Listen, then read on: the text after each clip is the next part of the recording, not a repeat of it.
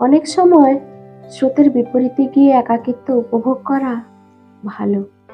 জীবনে চাওয়া পাওয়া হিসেবের খাতাগুলো না চাইতেই চোখের সামনে ভেসে ওঠে। হিসেব মেলে না, শুধু আক্ষেপগুলো বেড়ে যায়। মনের সিন্ধুকে চেপে রাখা কথাগুলো হয়তো অপেক্ষায় থাকে কোনো নীরব শ্রোতাকে শোনানোর জন্য।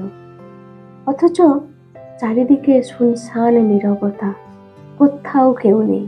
জীবনের খাতায় আর একটি আক্ষেপ জমা হয়, হয়তো মনে করিয়ে দেয় আদতে কেউই কারোর জন্য নয়।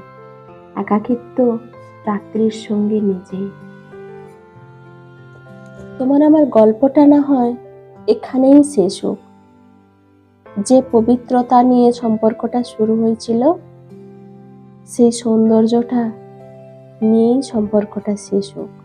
সম্পর্কের কচকচানি, তিক্ততা যেন এই পবিত্রতাটাকে নষ্ট না করে ফেলে। শুধুমাত্র ভালো স্মৃতিগুলোই মনে থাকুক।